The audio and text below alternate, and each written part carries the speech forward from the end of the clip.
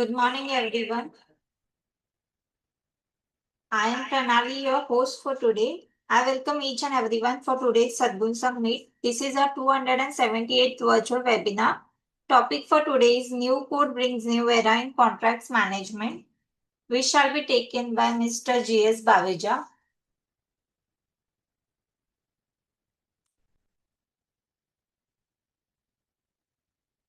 Agenda for the Sadgun Meet.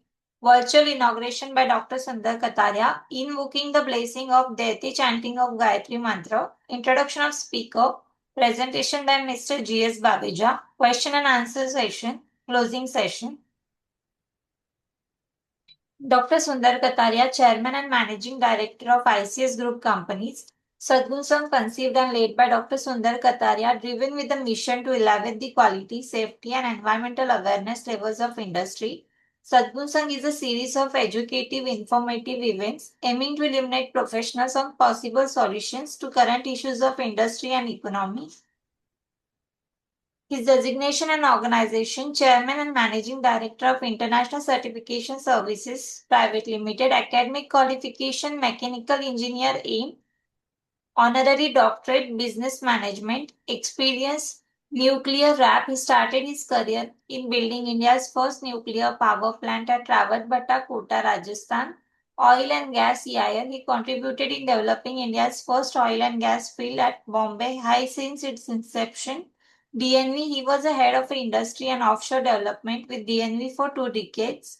ICS is a founder of a first Indian conformity assessment and inspection body known as International Certification Services Private Limited, which is a provider of a total quality solution under single umbrella with a wide spectrum of services. Achievements and awards. Lifetime Achievement Award of NACE Corcon. Received several national and international awards. Now I request Dr. Sundar Kataria sir to virtually inaugurate today's session.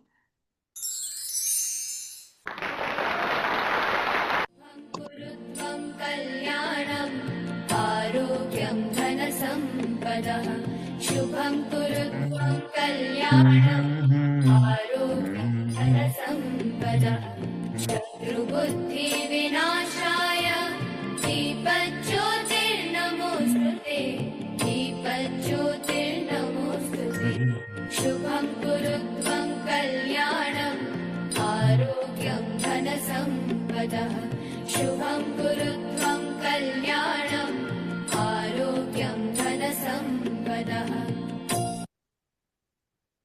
Please join us for the recitation of the Gayatri Mantra.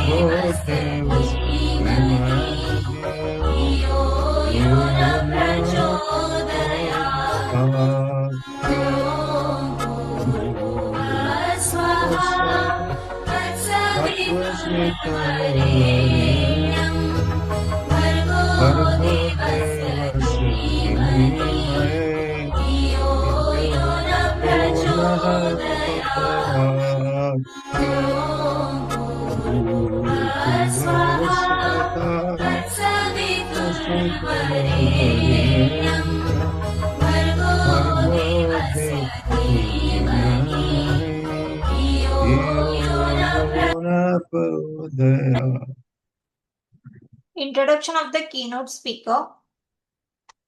Mr. G.S. Baveja, designation and organization, independent oil and gas sector specialist, safety including electrical and OHSC auditor, trainer, impanel safety auditor with OISD, Ministry of Petroleum and Natural Gas, Government of India, academic qualification, engineering graduate, MBA in safety management and construction technology, achievements and awards, conducted 400 plus training programs on safety including electrical, OISD standards and hazardous areas, completed 130 plus OHSC and electrical safety audits, organized ELE ECA SAFE 2025 international event by NFE, delivered training to professionals from leading PSUs and MNCs, extensive international consulting and training experience.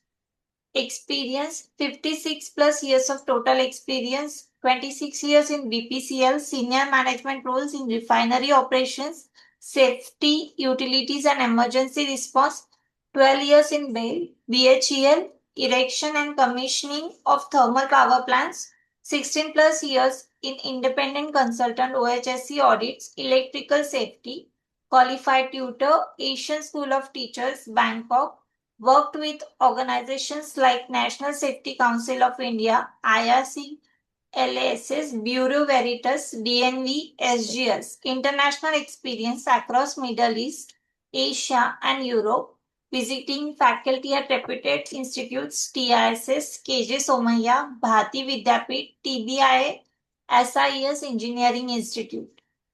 Welcome, Mr. G.S. Baveja, sir. Over to you, sir. Thank you. Thank you so much. Thanks indeed. Just to start Is my screen visible? Yes, sir. I'll make it for the full screen. Yeah. I hope it's visible now. Yes, it's visible, sir. Good morning, friends. I'm really very happy and also indebted to Sadgun Sangh having given me this opportunity to talk on this subject, which is very relevant in the current situation. Though these new codes have appeared in 2019 and 2020 and partly in 2021, but unfortunately, it took a very long time to get it implemented. But now the time has come that all corporates and the various entities have to take it forward and implement in their respective responsibilities and scope of work when they are engaging the contractors. Why I got excited to talk about this subject, basically, while I was working in BHEL, earlier 12 years of my career, during that time, we were the contractors to various state electricity boards because we used to go and erect thermal power plants, which was my specialization for erection and commissioning of those power plants, and we were being treated as contractors. Later on, when I joined BPCL, my role reversed, and fortunately or unfortunately, the first big contractor working under me was BHEL. So having reversed the role, I had to balance both sides. But all said and done, I'm lucky that all throughout my career with BPCL, I had opportunity to deal with various types of situation in contracts, including World Bank tenders, Asian development projects, and things like that. And at a later part of my career, I was in the HR department looking after administration. Again, large number of contracts were being engage on a pan-India basis. So looking at all these aspects, I felt that it is a fit time for me to undertake the training programs on contracts management. Various types of aspects in contracts management are there. And taking that into account, in the last 16 and a half years, trying to find out what difficulties corporates have, what difficulties the contractors have, and how to, set right those difficulties. I had conducted more than 50 training programs purely on various aspects of contract management. And now, after the new codes have been, published by the central government as an act, I thought that let me carefully read it, try to myself internalize, and try to find out where it is going to impact both the contractors as well as the owners. So taking this aspect, almost in 2020 onwards, I started studying all the four codes and try to develop one, skit, I can say, or one training program for 2 days at that point of time. And I knew when that program was done, there were hardly any takers, except for those who were forward looking those companies only sent their people to understand what impact they will have. But now, since it has been come to the being and we have to implement it, obviously there are many opportunities for people to learn, people to understand, and people to appreciate. And that's how this very program recently I had done for 2 days in two cities. One is Bombay and second is Chennai. The participants were very happy. At the same time, most of the participants were from diversified PSUs as well as state governments, and there I find that it needs a lot of clarity at every level. So I will try to touch upon in today's session what are the important aspects which one must understand. And definitely, if you are looking forward for going into much details, then a 2 days program will be ideal for undertaking that either as a in-house program or as a corporate program. So coming to this subject further, I will definitely say that once again, thank you for Satkun Sang because they have given me this opportunity and I thought it's the right time to do it. My whole today's talk is in two sessions, but first session is important, which will be delivered in today's time frame. And if time permitting, session B will be taken, which is really giving you a glimpse of one of the codes, how these changes are impacting the individual corporates or individual owners or individual contractors. But nevertheless, the session first, which is session A, is important to appreciate exactly how and what we are going to deal with it. And that's where it will give you some genesis, some spirit of while we are managing the commercial contracts, how it is impacting us. And as you all know, contract management is supposed to be a proactive process, not a reactive process. I'm sorry for the misspell on PRO, proactive process rather than reactive process. But unfortunately, many of us deal in a different way. Now, as you know, once the contract is signed between the two parties, owner and the contractor, sometimes the swords start happening right from the beginning. It may not be initially swords, but it may just starting with the writing letters and giving their concern, maybe for extra claims, maybe for misunderstanding. And that's how the effective management does not happen so easily as we think when we are lining up the contract. And as the time goes, the difference becomes more, and there are multiple reasons behind that. Some of those reasons I will definitely deliberate in this session. Now, there is another aspect which I must say. When we are talking of proactive, we definitely mean that there is a responsibility of a contract administrator who is administering the contract, how he is dealing both from the contractor side as well as from the owner side. Now, there's another aspect which people say public procurement and contract administration.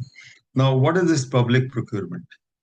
One thing is very clear, whether we are in a PSU or whether we are in a private company, if it is a shareholding company, again, the money is from the public.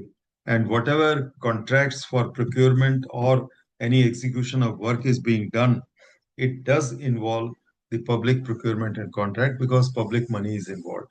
And that's why right way of administration, not getting into the tangles of disputes, not getting into the tangles of time overrun is a real need to understand, and how we can be proactive in this regard is become relevant for today's talk. Now, if you know, the role of any contract administrator is creating contract, negotiating, contract commencement, tracking the contract, following and checking deliverables, contract modification procedures if there are any, dispute management as it arises, and closing of a contract. And not only closing of a contract, but also to look at past performance of the contract after the closure of the contract so that it becomes a reference for future. Then, of course, lastly, the archiving of the contract records. Now, if you see, these are the roles of a contract administrator. But right from Title 1 to Title 10, different people handle at different points of time. Somebody who has created the contract, he has created at his level at that point of time with the available understanding. Same way, every stage, the things might have changed or might not have changed, but the contract becomes difficult when there are a lot of gaps in every stage of the contract administration. Some places, the purchase department is only responsible for lining up of a contract, and purchase, or you can say the procurement department, is responsible for lining up the contract, whereas the negotiation is done with the help of engineering as well as the finance department. And contract commencement is by the user department. User means who is really going to use the contract for the purpose for which it is intended. Then tracking of contract. Sometimes there is a contract monitoring group. Sometimes the contract manager who is in the field or project manager who is in the field has to have the tracking of the contract. So all these aspects which are there, different people at different point of time are handling both from the owner side as well as from the contractor side. And that's why it is important that what we write in a contract document, what we describe as the conditions of contract, they should be read in a manner that it is true today, it is also true after 2 years, 3 years, 5 years, and it is also true irrespective of any person reading it, should give the same meaning.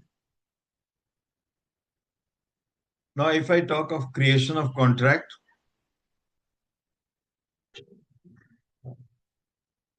just a minute, I think tag is troubling me. Yeah, if I talk of creation of contract, the terms of contract must be very precise, definite, and without any ambiguities. Though it's a general statement, but it has got plenty of, I should say, implications when we are really drafting a contract right at the beginning. Then the clarity of purpose should be there. What for the contract is being lined up. Adequate focus at the time of drafting the tender document is essential to understand, will it create any kind of a gap at a later date? Will it create any kind of a misunderstanding at a later date? Then legal safeguards to be incorporated. Yes, legal safeguard is most important because when the money is being spent, we are responsible for realizing the return on the money, even if there is a contract not getting executed for various reasons, maybe client side or maybe the contractor side, the legal safeguard is essential, and legal safeguard should be suitably incorporated in any contract. Now, if you see, we talk about legal safeguard, but most of the time when we as owners award the contract, we many times do not look into vendor's interest, which also should be safeguarded because vendor also is spending his time, money, manpower, resources to undertake the job and to be with you. And that is where we need to look at how our contracts are bilateral, how our contracts are justified, and having got a equality of understanding. Responsibility centers should be identified. There are many, sometimes right in the beginning, there are gray areas. And in those gray areas, we should have a very clear responsibility fixation or responsibility identification. What job will be done by the owner or what job will be done by the contractor. If I give a simple example, owner has to provide the front. And if fronts are given on time as per schedule, why the contractor will delay? Why the contractor will get into a problem that his manpower is idle and he's asking for idle charges, etc. So responsibility centers should be properly identified. Responsibility from both sides should be clearly defined. Unfortunately, at the time of creation of these contracts, sometimes there are gray areas, and those gray areas create a problem. Then processing payment should be in a prescribed time frame. Either side, the, the processing of entire payment to the contractor because he's looking forward for liquidity. If he doesn't have a liquidity, the problem is going to come to the contractor and in turn, it will affect your way of working also. So many companies, they have standard forms of contracts, and that should be adopted wherever possible. If not, legal and financial advice should be taken in drafting the clauses. Price variation clause should be provided. Today, I see a lot of contracts are being awarded without any price variation clause. And in that process, definitely it impacts the contractor because there are tax structure which changes with every financial year. There are certain other statutory changes which happen. And how does contractor account for? Either he will guess it too large, or he will guess it too much of the padding into his price quotation, or if he is doing the righteous job, later on he will be in trouble to deal with it. Of course, as per the World Bank and Asian Development Bank, it very clearly says that anywhere the contract period, if it is extending beyond 18 months, the price variation clause should be involved. So all contracts should contain a provision for recovery of liquid damages for defaults on the part of the contractor. This is for taking care of the owner's side. A warranty clause should be incorporated in every contract for the quality part of it, and suitable provision for settlement of dispute to be incorporated. Now, this part, settlement of disputes, many companies, they have got a very good practice of settling every dispute at different levels, and it does not become a sort of a snowballing effect, does not become too large, but it keeps on getting settled time and again whenever it happens or whenever the dispute arises, so that the contract currency becomes very smooth. Now let us look at some of the activities. Right, pre-award contract phase. As you know, there is a request for proposal, bids are invited, contractor prepares the bid, and meanwhile companies prepare their own estimates. Then they receive the bids, there is a technical review, there's a price bid review, and then management is given recommendations, and then finally the contract is awarded. And after the contract is awarded, means we call it as letter of intent or some such document, but that is a precursor to the actual contract.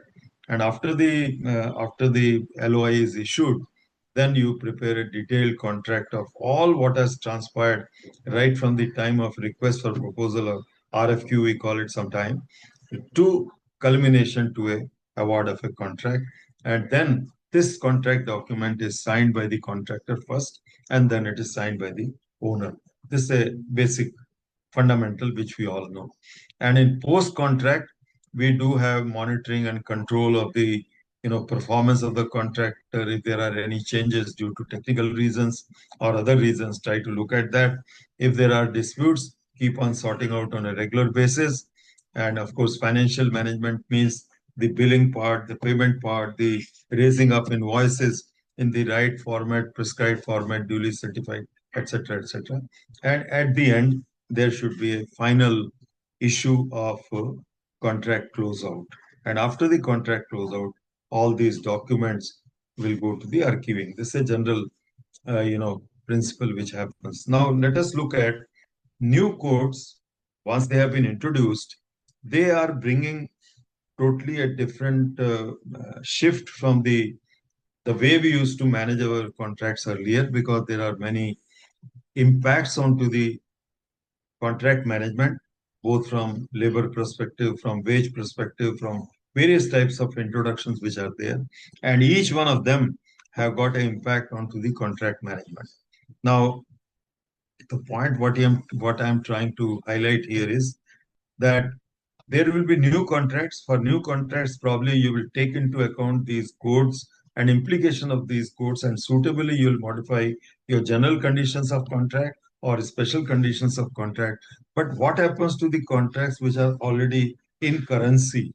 So those which are already in currency and those who are in different stages of partly completed, just awarded, going to be awarded, those contracts need a thorough review to understand the implications of these new codes into the contract management, what is going to be there. So new code brings new era in contract management. It's a statement. And when I do a 2 days program, last 2, 3 times what I've done, generally I cover these aspects in such a manner that every code which has come new, like code on wages, code on social security, industrial relations code, as well as the occupational safety or working condition codes. We will deal in depth, clause by clause, try to understand what are the impact onto the contract conditions, and then we take how the conditions are to be finally framed so that all these new aspects are duly taken care, and how do we do if there are any changes which are going to be there.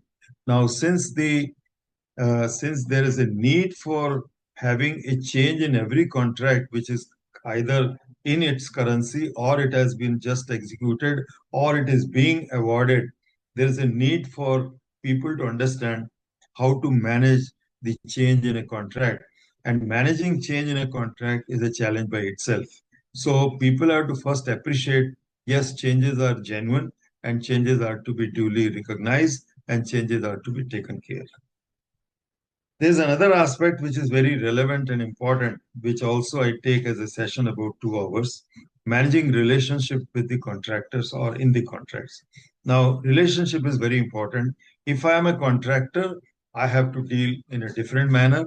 If I am from the owner side, I have to deal in a different manner. But notwithstanding that, the target of both parties are to complete the scope of work and be done with that and get your money and be out of it. This is what should be there in a prima facie. But does it really happen? That's the question which comes to my mind. And that's why I particularly designed this session on the second day where we talk about managing relationship and contract. So in 2 days coverage is quite extensive, but today we'll talk about predominantly on the, genesis and how do we manage. And if possible, time permitting, I'll try to look at code on wages on 2020 and 2019, what impact it has got. Let us see. Okay. So in today's business world, we all know commercial contracts are part and parcel of the corporate life. Every organization, enterprise, PSU, or government entity enters in commercial deals for varying values and types, obviously. The effective and smooth management of any commercial contract is always a challenge, which you might have experienced at your level. Basic reason remains that initial formulation and development of contract is done under certain perception of mind by the people who are preparing it based on the then available information. So the information which is at the initial stage, sometimes it is very scanty, sometimes it's a pressure from the top bosses. You immediately line up the contract. Last time you had it, take that contract and try to go for the new contract. Quite possible there might be certain changes, but unfortunately, quite a number of places when I talk to people, they say, "Sir, we just do a copy paste and we try to line up the new contract, and that is how we try to meet it."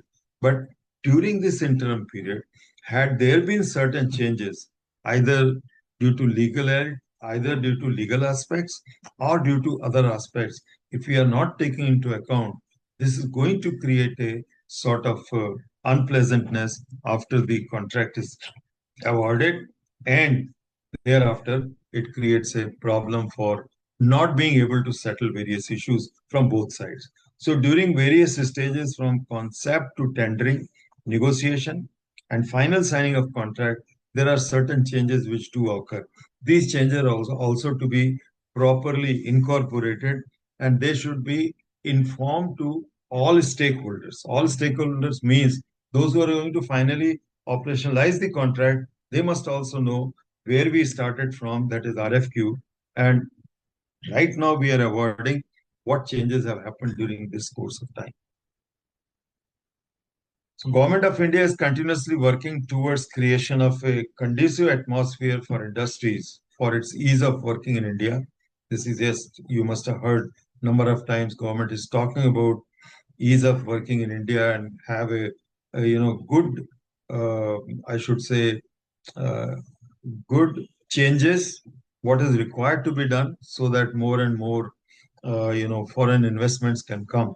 So taking that into account, these new codes have been introduced, that is wage code, labor code, industrial relation code, and code on occupational safety, health, and working conditions. So these are the four prima facie codes. But in addition, there are certain other stipulations have also been done, like CA regulations have been recently introduced. New regulations have come from the safety perspective. Then there are new code on electrical safety which have been introduced. So all these are coming to be a help for people to work based on their understanding of these aspects. So obviously these new codes have direct and implied impact onto the general conditions of contract, which earlier they were standard general conditions of contract, but you have to redefine those conditions of contract or review those conditions of contract in the current scenario of these new codes or agreements between owners and contractors for smooth execution of any contract.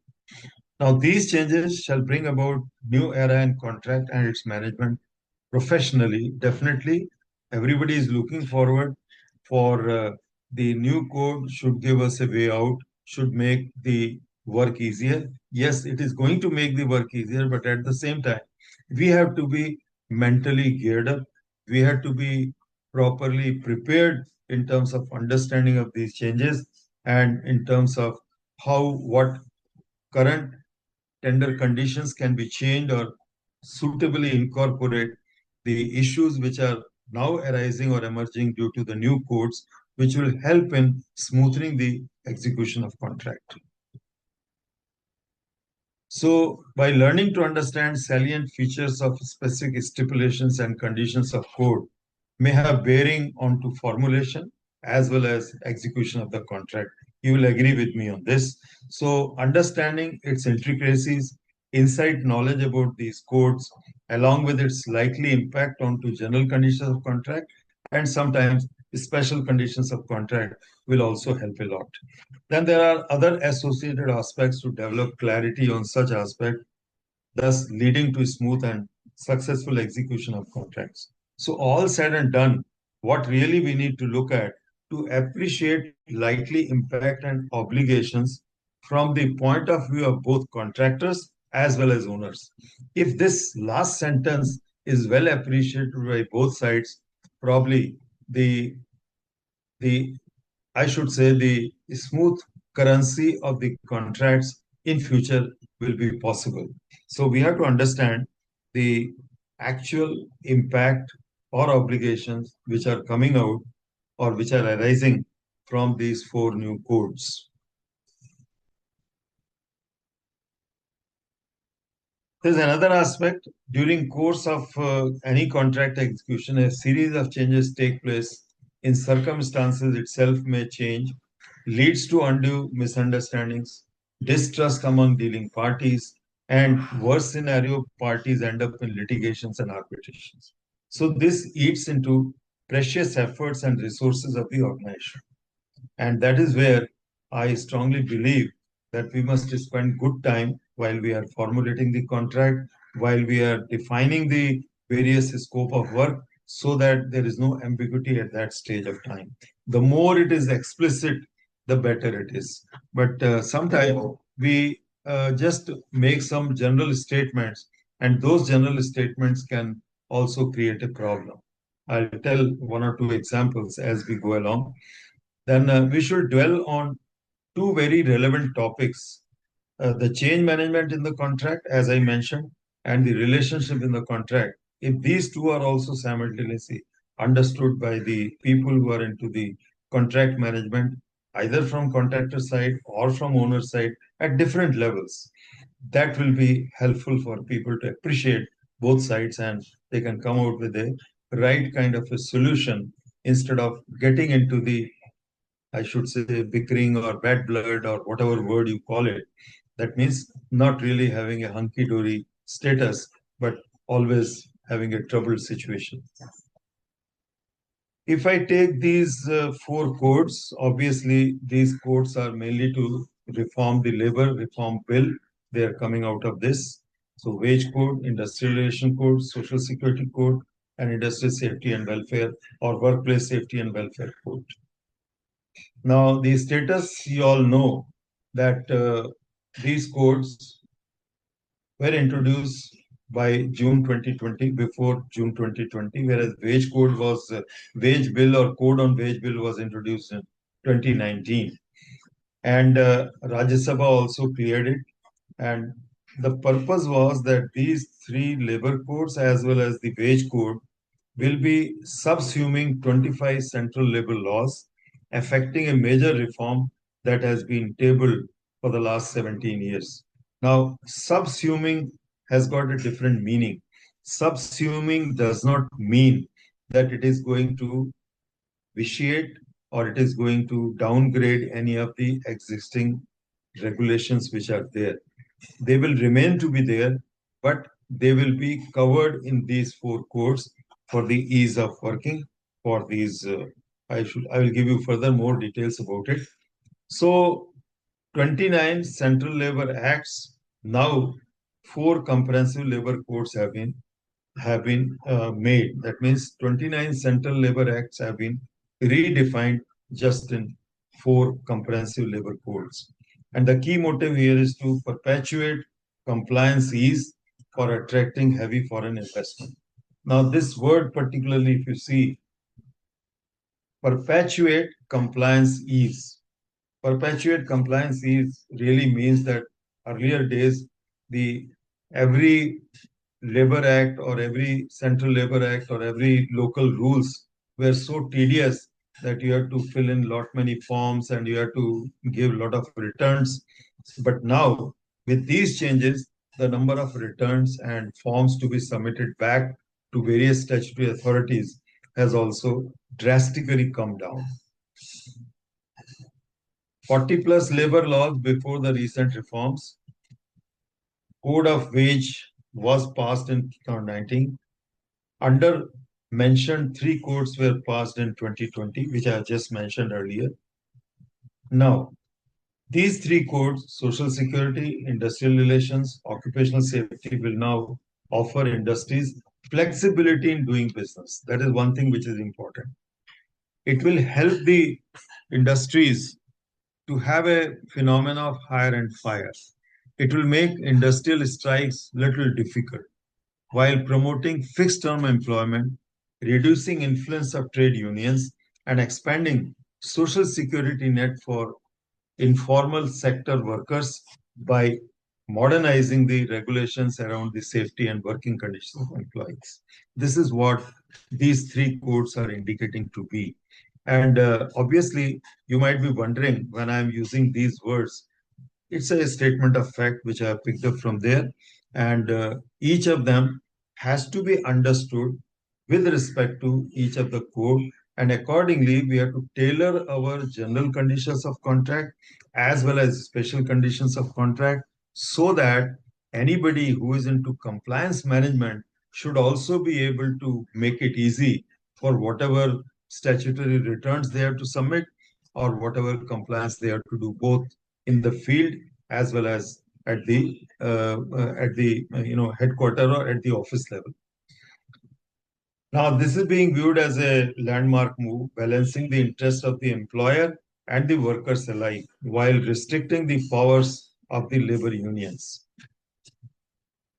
The codes are aimed at minimizing the complexity and contradictions born out of multiple interpretations of the law in different jurisdictions. And this is in sync with the current government's resolve for a universal social security code. Precisely, this is the crux of the matter. I put it just in language, but this is what is the crux of the matter, that they are looking at how can we reduce the complexities and contradictions between one act to another act, one rule to another rule. So they have tried to harmonize most of the terms which are being interpreted at a different time in a different way by the different codes and by the different acts and the rules. So, and there were certain reservations which were expressed at that point of time. when these were introduced, critics swiftly pointed out several anomalies, including excessive hiring and firing provisions, with the power to bureaucrats to change provisions during the rulemaking, and how the new courts have ignored important recommendations of the Standing Committee. So this people have gone to the higher courts, and they have tried to got it resolved. And largely, the industry and the economist fraternity hailed the move, viewed it as a great reform that will give an impetus to investment and hugely improve ease of doing business in India by reducing the multiplicity of definition, very important word, and multiplicity of authorities for doing businesses. So this is what more important crux of the matter is comes here. And a patient wait till the rules are made on how compliance burden will reduce. So presently, practically most of the states have been asked, because releasing an act is the uh, prerogative of the central government, but making the rules depending upon the state, it is the prerogative of the state government. So there is still scope for further rationalization, with the focus shifting to state level reforms. Now, something more. Now the courts have recently been given the assent of the president, and the court shall come into force on such date as, and which has now been defined as April 2026. So April 2026 and May onwards, these are all the four courts are applicable, and quite a lot of states have already done some work, and that means code with effect from 21st March 25. That is what the central government has given the notification, and it was also given in the press information bureau release. And from this date, major provisions of the code have legally come into force. This is what I'm trying to highlight over here. Full-scale implementation is expected from April 2026. This is what I mentioned, subject to notification of rules. Now, notification of rules, again, notification of rules are by the individual state. Labor is a concurrent subject under the Constitution, and most states have published their draft rules under labor codes. Only a few states have notified final rules so far. So still states are working. They are at different stages of completion. But nevertheless, since now dictum has come from the central government, there is no choice but to move ahead faster. And that is why it is the relevance at this point of time that I conduct this session, so that there is a more harmonization is possible of people's understanding, both from owner's perspective as well as from contractor's perspective. So as of March 2026, the labor codes are legally in force. Existing labor laws and rules continue to apply during the transition period, where new rules are not yet operational. So if new rules have come, there is no problem. Then employers are advised to prepare internal systems like HR, payroll, contracts in anticipation of full enforcement of once rules are notified. This is my purpose of highlighting that a lot of stakeholders within the organization have to work, have to understand, appreciate, and work around this, so that the contracts which are being lined in future, or the contracts which are already under various stages of currency, can be duly tackled and can be, I should say, amicably dealt with, instead of creating litigations and problems. So then, as I just mentioned, National Electric Code of India 2023 is a technical standard which is issued by, our Indian standard for electrical safety and installation practices applicable to industries when adopted by the regulations or the contracts. CA Regulations 2023 are statutory binding regulations issued under Electricity Act 2003 and are directly enforceable on electricity utilities and industries wherever the power is being used, in whatever form it is in. And these operate within the Electricity Act's Act plus regulation framework. So this is something new, which is more important, which has come from the electrical safety perspective.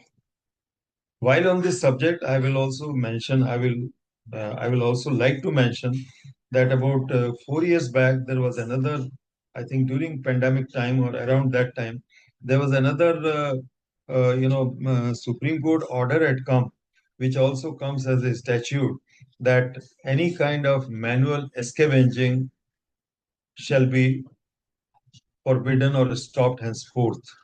And when I say manual scavenging, it does not mean only the toilets in the villages.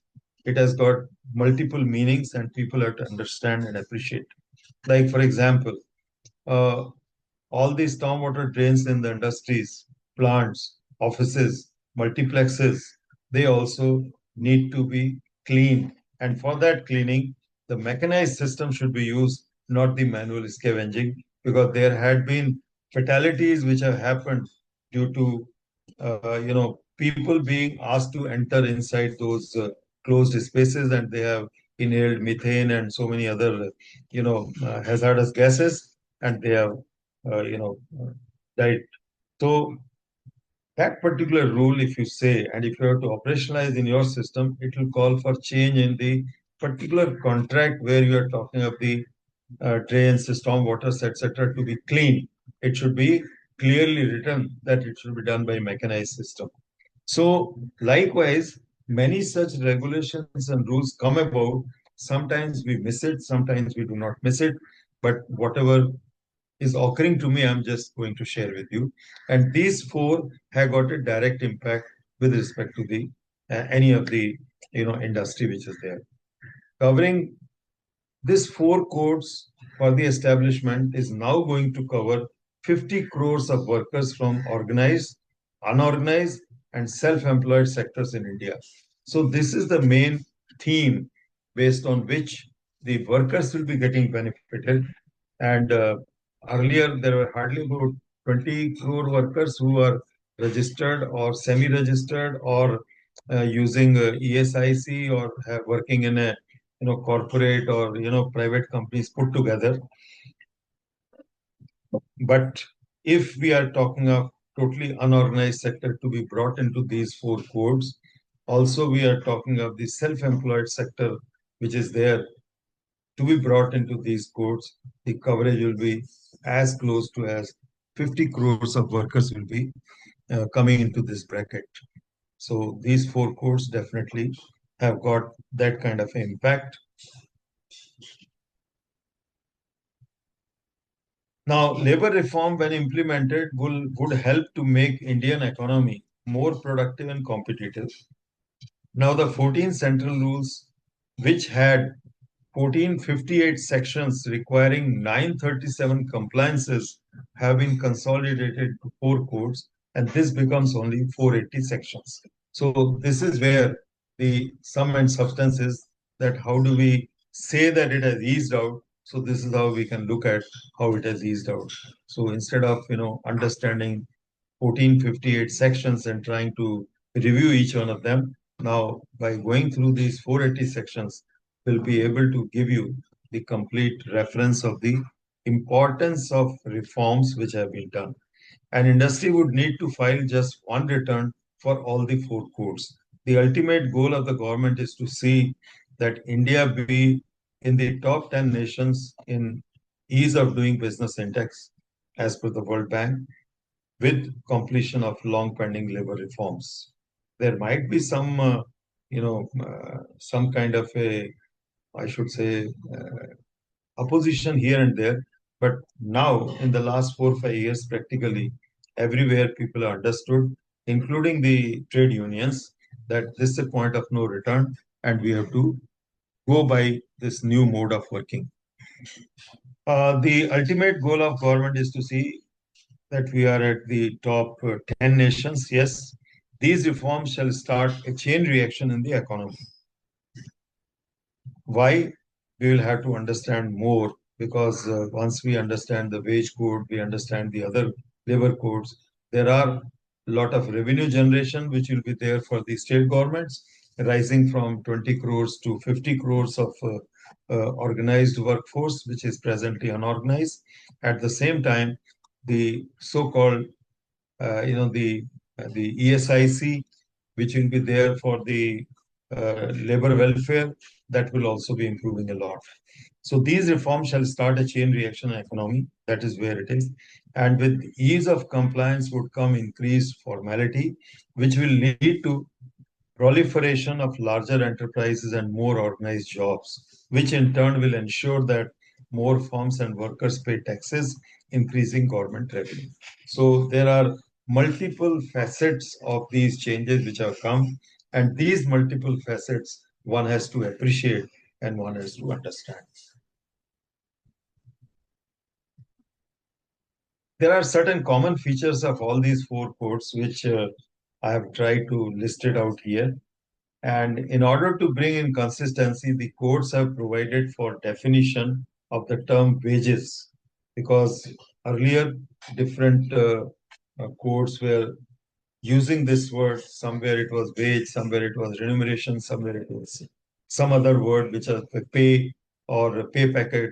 Now this wages have become a well-defined, and it includes all remunerations, including house rent allowance, conveyance, and other allowances capable of being expressed in monetary terms. Very important.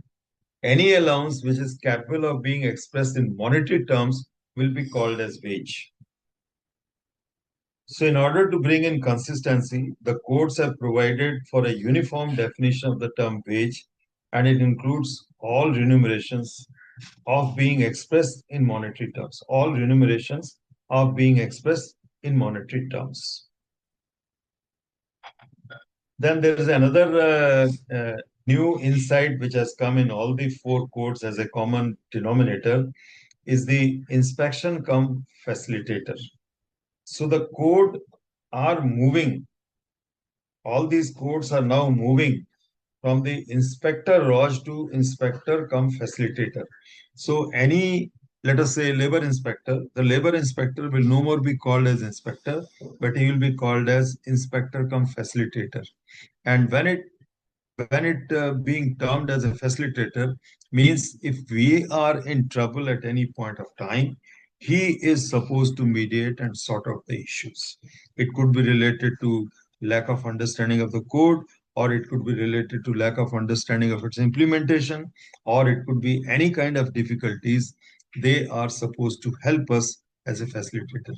And I have just given one example, but it is true for all the inspectors who are today in different statutory bodies. Their designation will now be inspector cum facilitator. And I am told that all these new generation of inspectors which are being inducted by the different statutory bodies, they are being trained. They are being trained how to look in a different way, not really to look in the past way that I am inspector. No more Inspector Raj, but it will be more towards inspector cum facilitator. So whose role is enlarged to encompass not just inspection, but also to advise the employers and workers with regard to various compliances prescribed under the codes if there is any difficulty. An inspection will be done on the basis of an inspection scheme, which will include a web-based inspection schedule. Any inspector cannot decide that he will be going to so-and-so company for a visit just like that. And these, right in the morning at 6 o'clock, the announcement comes to the individual. This I am aware of it. Right in the morning at 6 o'clock, the announcement comes to particular inspector that today you have to go to so-and-so place. So no more a decision being given by himself or his immediate superior. It will be decided through the web-based system, and web-based system will develop the schedule for the inspection of different companies or different agencies or different responsibilities. So inspection scheme will be decided by the central government. Further, there is a rider that inspection scheme as a whole, how much to be inspected, how many number of visits are required for a particular organization, all that will be decided by the central government, not by the individual inspection authority or individual statutory body. So certain changes you can see is for good. Certain changes definitely are going to call for us to do some work at our end. Now, this another common feature of the four codes, compounding of first offense. There are possibilities of offenses, and those offenses, what they say, unlike the current legislation, these codes permit compounding of the first offense committed under the code by paying 50% of the maximum fine provided for such offense. So every offense, there is a penalty indicated in the code, and according to that, 50% is to be paid as a first maximum fine by the offender. However, if the violation of a similar nature is repeated within a period of 5 years from the date on which first violation was committed, the subsequent offense cannot be compounded. So this is another aspect which is there. That means within 5 years also, if something repeated happens as a violation, so it will not be commuted that you pay 50% of the maximum fine and you are done with that. No way. And for further details, one has to check the codes because every code, depending upon the severity of the impact, they are given the penalties and they have indicated those aspects. So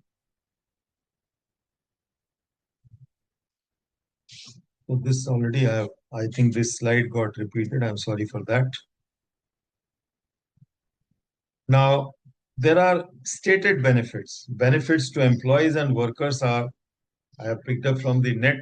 So there may be, generally these flyers are floating around. So I just picked up from the net. But by far, I understand that this is taking good care of it. Annual health checkup for workers is mandatory now. Provision for accumulation of 1 day leave of every 20 days work when work done for 180 days instead of 240 days. So earlier it was 240 days. Now it has become 180 days. Then issuance of appointment order. It's mandatory that every contractor or every entity, when they are engaging a person as an employee or as a worker, they have to issue an appointment letter, even if it is for 1 day, 1 week, 1 month. EPFO coverage would be applicable on all establishments having 20 workers. So at present is applicable on the establishments included in the schedule, but now any establishment having 20 workers, EPFO will have to be covered, which includes your shopping complexes, malls, etc. Everything will get covered in that. ESIC now in all 740 districts will be there, and option for becoming member of ESIC extended to establishment with less than 10 workers. Even those who are having 10 workers can also avail the benefit of ESIC establishment. That means the hospitalization by paying a little insurance coverage. Now, I'll give you one example. There are many of jewelers, and many of the jewelers are having more than 10 workers. So any establishment of that kind, they can take benefit of ESIC for their workers who are there. So it is both ways. It's a benefit to the workers. It's also a benefit to the employees. And we'll see what are the benefits to the other side also. Then 15 days salary for reskilling in case of job loss. So any retrenchment will have to be, will attract 15 days additional salary towards reskilling and payment to be made in 45 days from the date of retrenchment. So this is a new introduction, which is for the benefit of the employees who are going to leave the job or who are asked to go, that means hiring and firing. Fixed term employee to be treated at par with the regular employees for social security benefits like service terms, leave, gratuity, etc. This fixed term employee really means, suppose in your company, you want to engage a draftsman to make a as-built drawings for a particular plant, and which is just about, 6 months period or 8 months period or 1 year period. So this is fixed term employment. So anybody being engaged on a fixed term employment will also be treated at par with the regular employee. With a regular employee of same designation or similar kind of a pay structure for social security benefits like service terms, leave, gratuity, etc. So what they are trying to do is where the unorganized sector gets beaten, those aspects are being taken care of. And definitely it has got an impact to all the organizations. As a owner, we have to understand this aspect.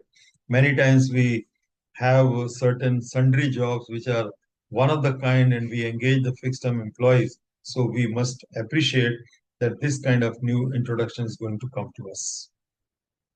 Home journey allowance once in a year for migrant workers. So there is a definition of migrant workers, and each of the migrant worker, like others, get leave travel concession or leave travel allowance once in 2 years or once in 1 year, depending upon the corporate policy. But here they say that for the migrant workers, home journey allowance once in a year should be given to the people who are being engaged. Just to give an example, today migrant worker number is very well known to the government after the COVID, because when during COVID many people from metro cities started moving back to their hometowns, and this data was created, and today both central government as well as state governments are wiser enough to have the list of migrant workers. And same thing we must recognize and we must appreciate with respect to that. Yeah. Oh, sorry. Then what are the benefits to the employers? The threshold for retrenchment, closure, or layoff without requiring government approval raised from 100 to 300 workers. Earlier, even if some company was laying off, let us say, 100 people for some reason, you have to go to the government, go to the central government, and take almost 5 to 6 months take such decision, because a lot of justification will be required for that. But now this 100 has been raised to 300 workers. That means up to 300 workers, if there is a layoff, there is no need for approaching to the concerned authorities or approaching to the government. Then inspector to now be made inspector cum facilitator, arguably to end the inspector rod, which I just mentioned. A random web-based inspection system to be introduced instead, which I've also mentioned.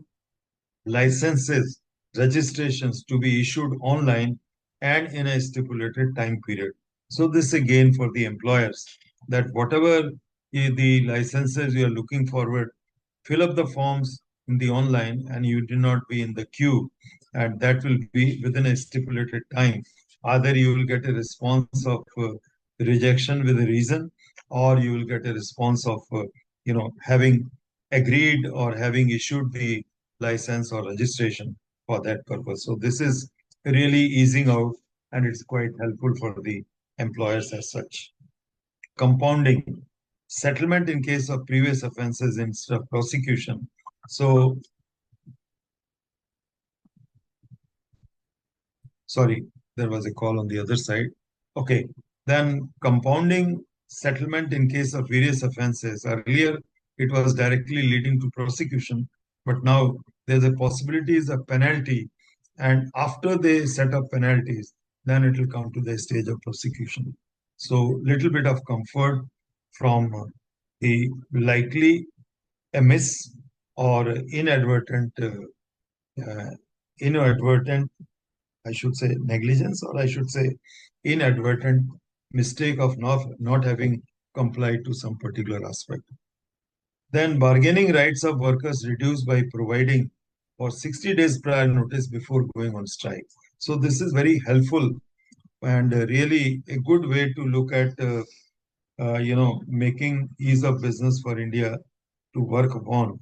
That now there is no lightning strike can be given by the workforce, and there is a proper prior need for giving a notice for about 60 days so that management can prepare the alternate measures for the period of strike or for the period of that unrest, so that the the production does not get hampered, or there is a sufficient time of the 60 days. Within 60 days, they might be able to settle the issues in an amicable manner. So this is all as far as I wanted to give you the insight or glimpse of the these 4 codes which are there. And if you have any questions, then I can deal with it right now.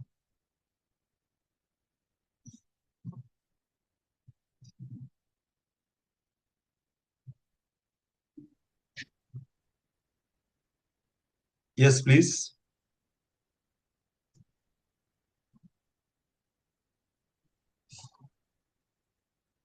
Any questions anyone has? Hello.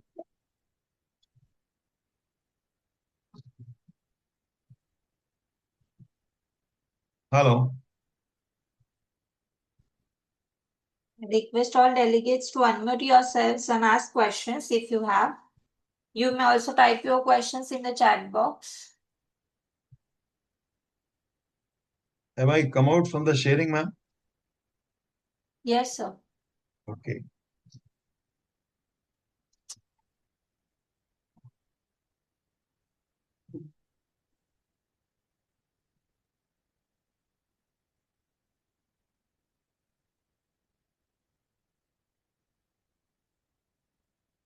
Yeah.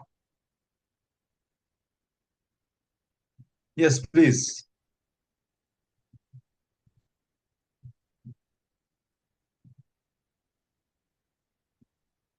Was I too fast? No, sir. Okay.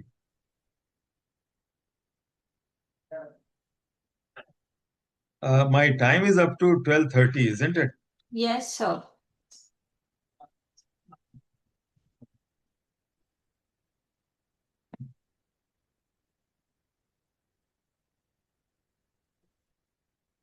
So there is a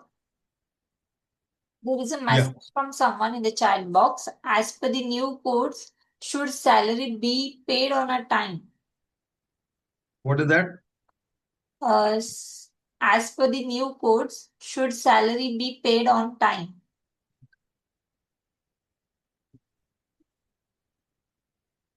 Yeah, it is the 7th is the date which have been indicated as per the new code, and salary has to be paid on time, not beyond 7th of the day, not beyond 7th of the month.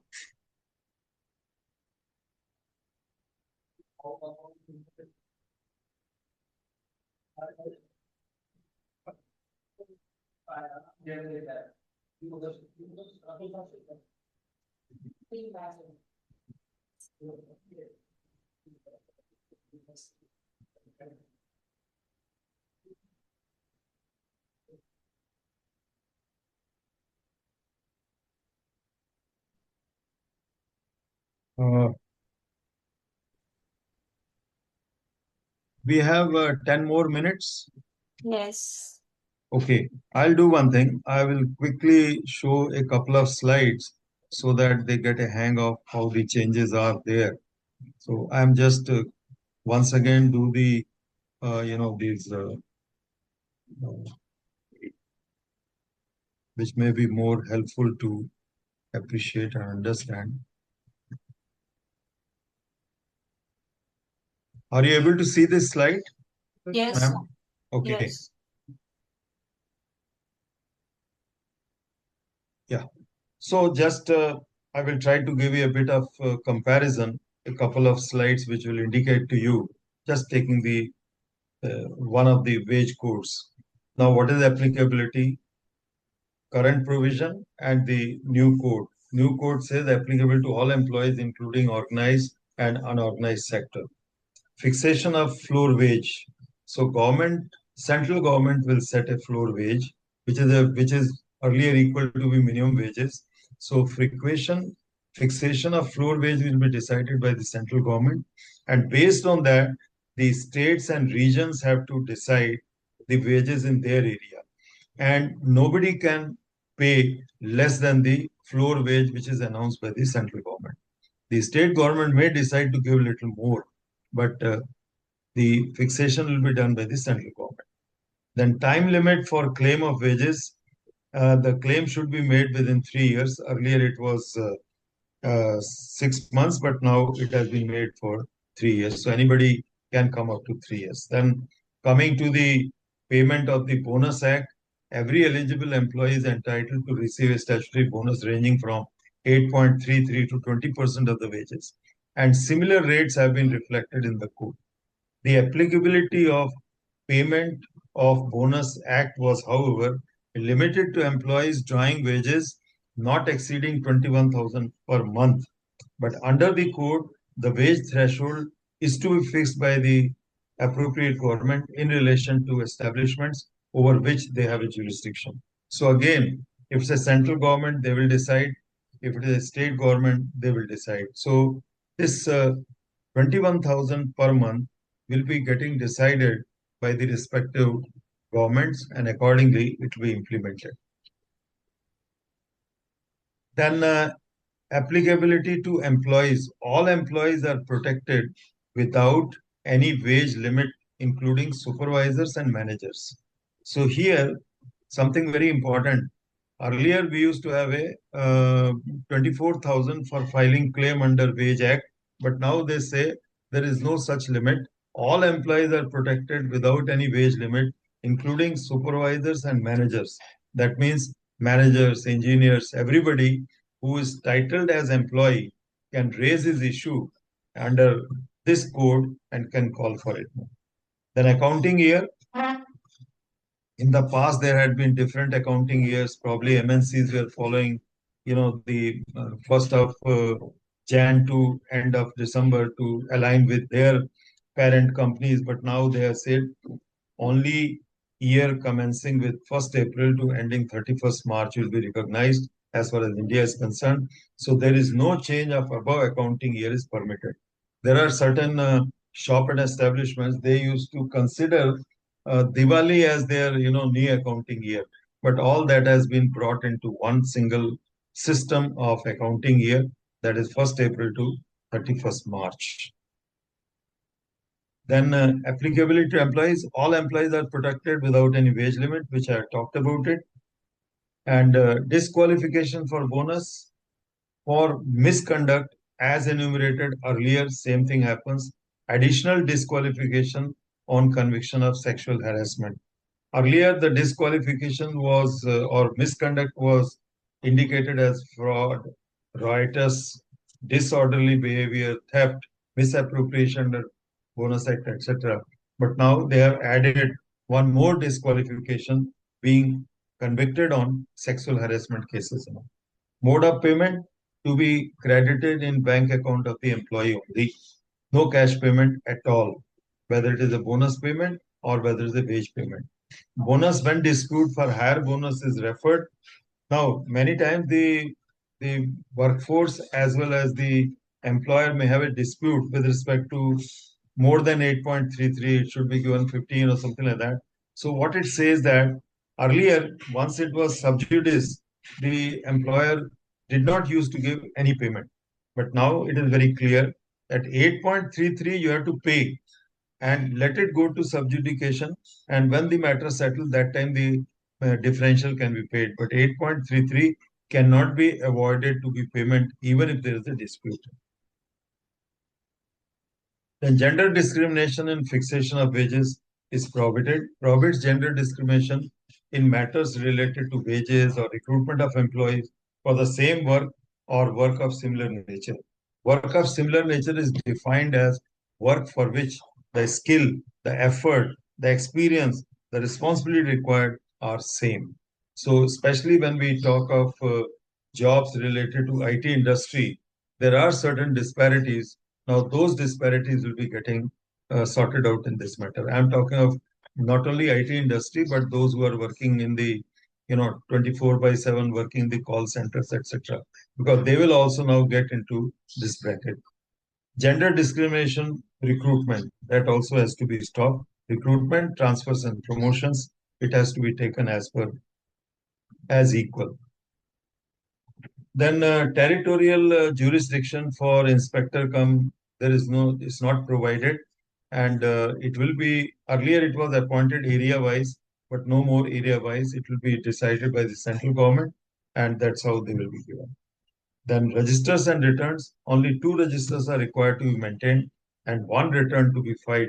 So this is how the ease of working has come. Earlier it was 10 registers and 4 returns. Now it is only 2 registers and 1 return is required to be made. So just to give you a little bit of indication on this, I thought that you will get some more idea how each of the the particular code. There are changes and how these changes are impacting the corporates. So this is how I try to find out what best could be there and what we can think of. And definitely we have to look at how we can really implement in our respective organizations, not only one code, but all the four codes in a uniform manner.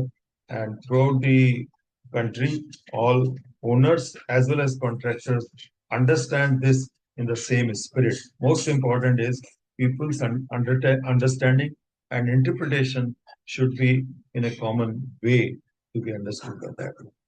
Okay.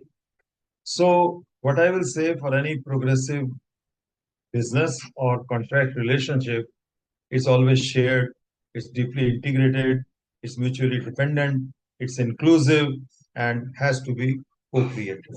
So when we talk of all these words, they are not jargons. They are really having certain meaning. And all these stakeholders should be informed, should be involved when we are talking of developing a contract first, developing a holistic contract document, which will be aligning with the four codes.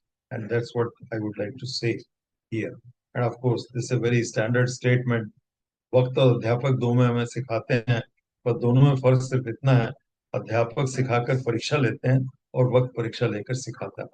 तो ये जो वक्त के साथ हमें जो नए code मिले हैं, इनको हमको इम्प्लीमेंट करके, and we should be winner in our respective organization to make sure that our contract execution, contract management, and contract currency as well as contract closures are smoother and easier for all of us. So I think I will just stop here, come out of my presentation so that I stop sharing. So if you have any questions, still you can ask me.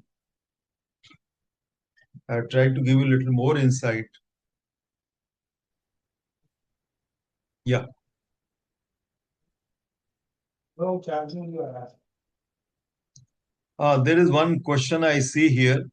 Is role of inspector cum facilitator effectively implemented, or is it still on the paper? What do you think?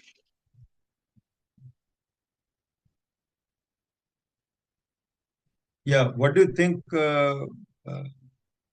Shinaya Magu?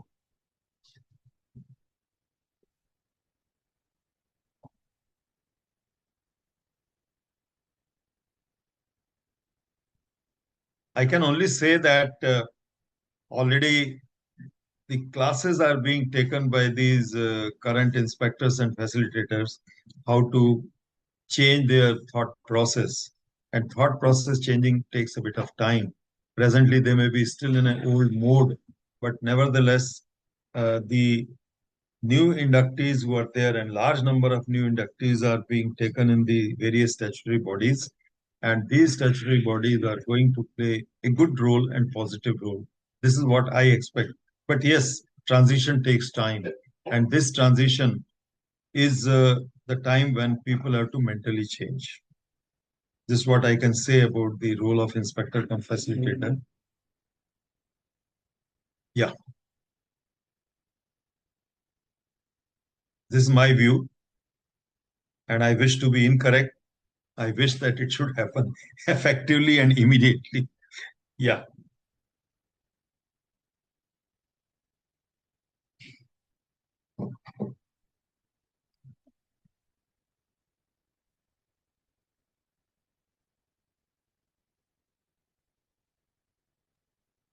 Yes, please. Sir, Any other question? Yeah. hello, sir. Good afternoon. Yes, please. Good afternoon. Sir, regarding this hire and fire, which is very common nowadays. What is that? Hire and Regard fire, sir. hide and fire, hire and fire. Yeah. Hire and fire. Yeah. So I had a question. If a person is fired from his organization, say for example, after joining after 1 month of joining, Yeah. 1 month of joining is fired.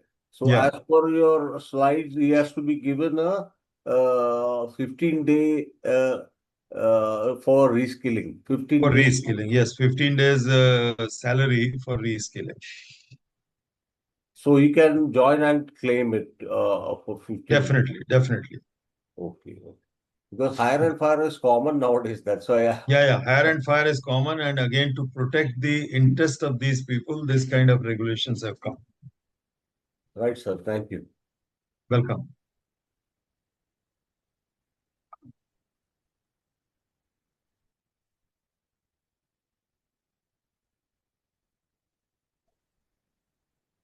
So I see there is no questions anymore, sir. So Yeah. we are going ahead. So before that, on behalf of entire ICS, we sincerely thank you, Mr. Baveja, sir, for your insightful session on new code brings new era in contracts management. Your expertise and clear perspective made the topic easy to understand and highly relevant. We truly appreciate your sharing your valuable time and knowledge with us. Once again, thank you so much, sir. You're welcome. Thank you very much. And I must convey my thanks to all the participants who have patiently heard and continued to be part of this session. And I'm sure they will have some takeaway which could be helpful for them. I'm sure about it. Yeah. Yes.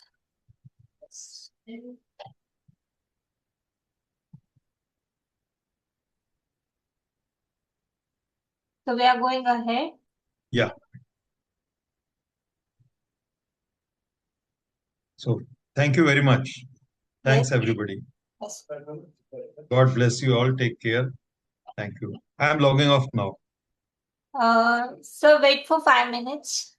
Okay. We are I'll closing wait. the session. Wait for 5 Okay. minutes. Okay. Fine. Fine. Fine. Perfectly.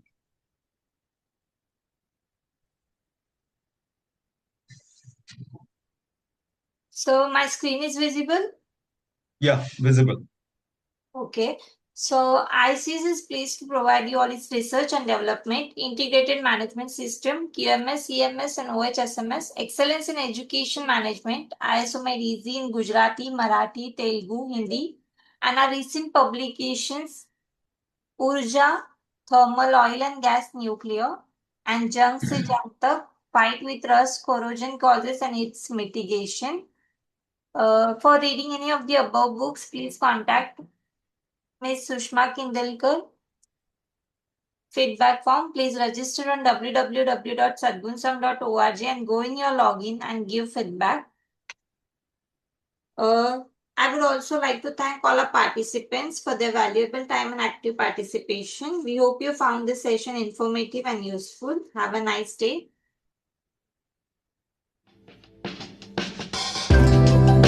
Thank you.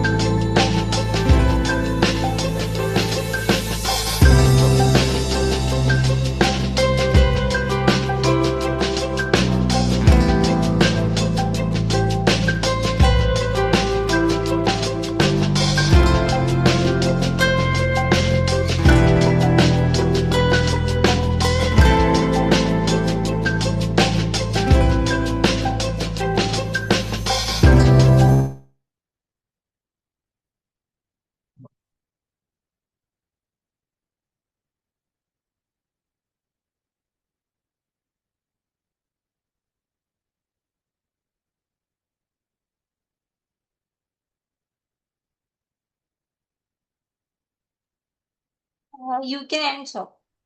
Okay. Thank you. Thank you very much.